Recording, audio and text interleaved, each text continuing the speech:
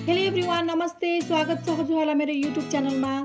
आज चाहिँ म हजुरहरूमा हामी सबैजनालाई एकदमै मनपर्ने बफ मोमो र यसको लागि चाहिने अचारको रेसिपी लिएर आएकी छु। हुन त हामी सबैजनालाई मोमो बनाउनु त आइ नै हाल्छ, तर पनि मैले चाहिँ आज आफूले जानेको रेसिपी हजुरहरूमा सेयर गर्दैछु। मोमो मिठो हुनको लागि यसको लागि अचार चाहिँ एकदमै मिठो बन्नुपर्छ। अचार मिठो भयो भने अवश्य पनि मोमो मिठो हुन्छ नै। आशा छ हजुरहरूलाई मेरो रेसिपी मन पर्नेछ। यसको लागि मैले यहाँ सुरुमा आधी केजी बफ किमा लिएकी छु। मसिनो गरी काटेको बन्दा 200 ग्राम जति, मसिनो गरी काटेको प्याज 2वटा, अदुवा लसुनको पेस्ट 1 ठुलो चम्चा, स्वाद अनुसार नुन, स्प्रिङ ओनियन 1 सानो कचौरा, धनियाको पत्ता र थोरै तेल, जिरा धनिया पाउडर र 1 ठुलो चम्चा मिट मसला लिएकी छु। अब म सुरुमा किमालाई रेडी गर्दैछु। त्यसको लागि एउटा सफा भाँडामा किमालाई राखेँ। त्यसपछि काटेको बन्दा, प्याज, स्प्रिङ ओनियन, धनियाको पत्ता, अदुवा लसुनको पेस्ट, स्वाद अनुसार नुन, जिरा धनियाको पाउडर र थोरै मिट मसला राखेर यसलाई तेलले झान्दैछु। अब यसमा म थोरै पानी राखेर मजाले मिक्स गर्दैछु। अब म यसलाई 5 देखि 7 मिनेटसम्म मजाले हातले मिक्स गर्दैछु। मैले यहाँ चाहिँ स्पुनले मिक्स गरेर देखाएको छु। हजुरहरूले मजाले हातले नै मोल्नु होला यसलाई। यसमा चाहिँ पानी राख्यो भने एकदमै मोमो जुसी बन्छ। मोमो मिठो हुनको लागि चाहिँ किमालाई अलि धेरै बेरसम्म मजाले मोल्नुपर्छ।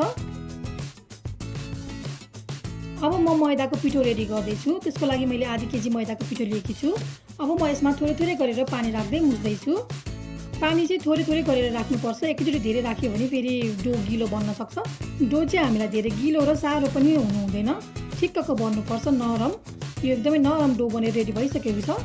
म यसलाई 5 मिनेटको लागि रेस्ट गर्न छोड्दैछु। त्यसपछि म यसलाई सानो सानो भागमा डिभाइड गर्दैछु। अब म यसलाई मजाले बेल्नाको सहायताले बेल्दैछु।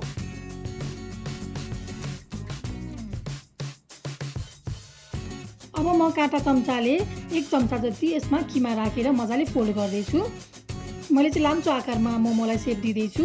हजुरहरूलाई आफूलाई जस्तो आउँछ त्यस्तै बनाउन सक्नुहुन्छ। यदि लाम्चो आकारमा मोमोको सेप दिन आउँदैन भने मैले गरेको हेरेर सिक्न सक्नुहुन्छ। मैले आफ्नो चोरी औँलाको सहायताले मजाले फोल्ड गर्दैछु यसलाई।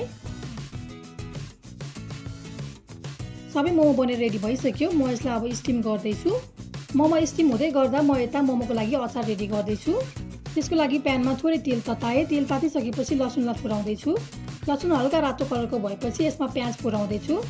प्याज पनि हल्का रातो कलरको भएपछि म यसमा गोलभेडा राखेर यसमा बेसार, स्वाद अनुसार नुन र थोरै धनियाको पत्ता राखेर मजाले चलाउँदैछु। अब चाहिँ म यसलाई छोपेर पकाउँदैछु। अचार मिठो हुनको लागि चाहिँ हामीले गोलभेडालाई अलिक मजाले पाक्न दिनुपर्छ। गोलभेडा मजाले पाक्यो भने यसको स्वाद एकदमै मिठो आउँछ। हजुरहरूले यसमा थोरै तिलको धुलो पनि मिक्स गर्न सक्नुहुन्छ। मलाई चाहिँ गोलभेडाको स्वाद मात्रै एकदमै मनपर्ने हुनाले मैले तिल मिक्स गरेको छैन। अब गोलभेडा मजाले पाकिसकेको छ। म यसलाई एकछिन चिसो हुनको लागि छोड्दैछु। गोलभेडा चिसो भइसकेपछि म यसलाई मिक्सिङ जारमा राखेर आफूलाई चाहिए अनुसारको पानी राखेर मिक्स गर्दैछु। मैले धेरै मसिनो पनि बनाएको छैन अचार। हजुरहरूले आफूलाई चाहिए अनुसारको मसिनो गर्न सक्नुहुन्छ। अचार एकदमै मिठो बनेको छ, देख्न सक्नुहुन्छ। देख्दा नै खाउँ खाउँ लाग्दो भइसक्यो। अब हाम्रो मिठो अचार बनेर रेडी भइसक्यो। अब यता मोमो पनि स्टिम भइसक्यो। अब भने म मोमोलाई सर्भ गर्दैछु। हजुरहरू पनि यसरी नै आफ्नो घरमा मोमो बनाएर खान सक्नुहुन्छ। हजुरहरूलाई मेरो रेसिपी कस्तो लाग्यो? यदि मेरो रेसिपी मन परेको छ भने मेरो भिडियोलाई लाइक, कमेन्ट, सेयर र मेरो च्यानललाई सब्सक्राइब गर्न नबिर्सिनुहोला। Thank you for watching.